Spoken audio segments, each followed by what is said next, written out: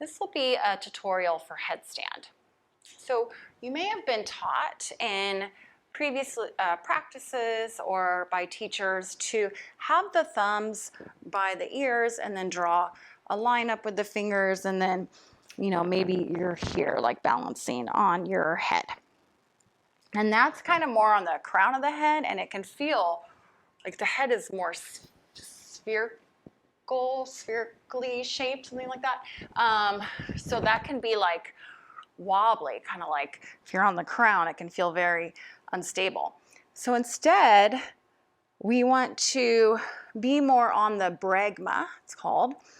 And it's this line in the skull that separates the forehead from the rest of the brain. And it's about 2 inches back from the hairline, and it's a lot flatter of a spot. So that's one point. And then the second point is just the hands. I was originally taught to interlace the fingers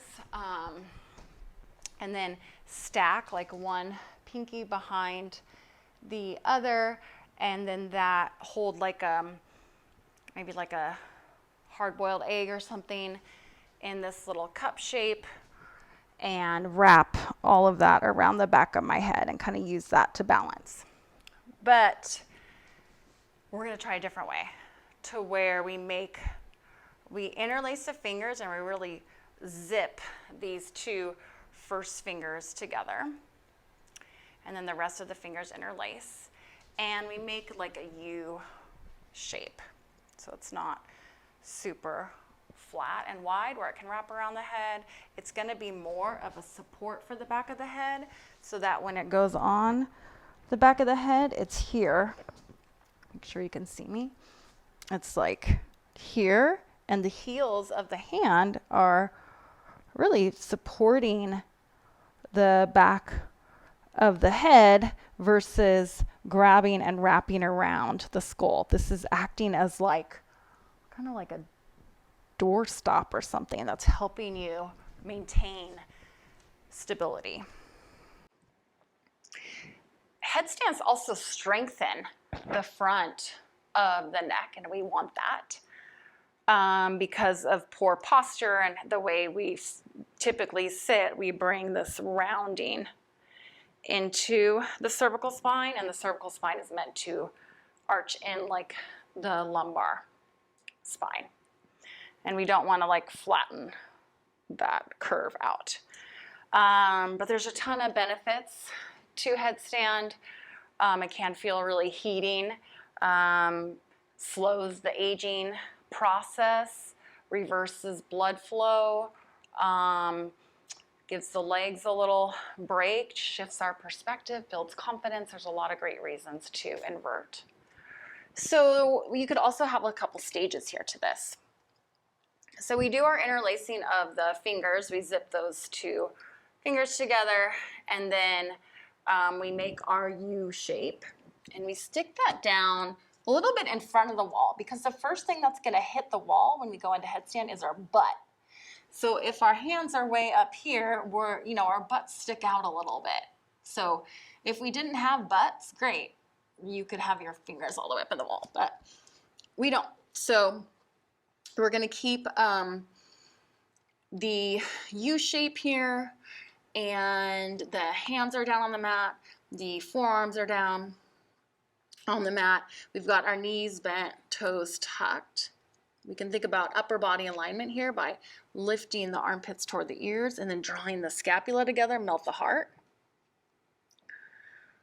Continue to press down into the blade of the forearms, and then find your hairline and roll to the bregma. So that nice flat spot, and you should feel like the head is locked in place because you've got this U shape behind the head supporting you. Then from here, toes are tucked, lift your hips up. This could be stage 1 where you stop. You've got some weight on your head, and you've got your down dog legs, and you're not like caving in at the chest. You're just practicing having some weight on your head. This is headstand. not shoulder stand, not forearm stand, not handstand. And then from there, you could walk your feet in a little bit. Bent knees is fine. You're still on the bregma and you've got this U-shaped support behind the head. Now, instead of bringing one leg in at a time, that could really mess up this great alignment we have going.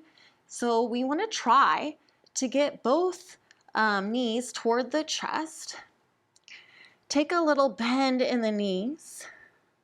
And then from here, we're going to do a little bunny hop so our butt hits the wall. So starting from the beginning, we walk the feet in on the inhale. Exhale, bend the knees. And then inhale, lift the butt up, and you hear that big, that's fine. And then from here, you might straighten the legs. Good, so now you're upside down. Chin is more open here. And then we can start to adjust and play. So bending one knee, pressing the hips a little bit away from the wall, keeping lumbar curve in the back. Instead of like jutting the hips forward, we could take the pelvis more, the butt side toward the wall. And then the legs are nice and straight. You can point through the ball of the foot. Maybe the other leg joins the party. Squeeze the inner thighs together, flare the toes, press up through the balls of the feet, and press down into the forearms. Belly button to spine. From there, bend one knee, foot up against the wall, bend the other knee, bring the butt back to the wall. And then, from there, draw the knees into the chest, straighten the legs, and come down. Chin is tucked, and then we roll up. Okay, so you could continue to give that a go. I actually think I could have had my hands a little bit closer to the wall, so the extreme butt to the wall wasn't so extreme, more controlled. Of course, it takes a lot of core work and all that good stuff. And you could always do more core work to warm up, like boat pose or something like that, just to feel that work.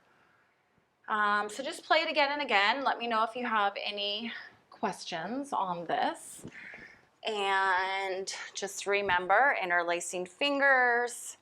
You've got this nice lock in the hands. It's a U shape. It goes behind the head and supports the back of the head. And then your headstand is more on this bregma flat area versus the crown, which can feel really wobbly. And then just take your stages. Could just be shifting the weight to the head with your down dog legs, maybe bending the knees, walking in more, and then perhaps you do that little bunny hop up, get the butt to the wall, straighten the legs up, maybe that's where you stop. So yeah, just let me know if you have any questions. Namaste.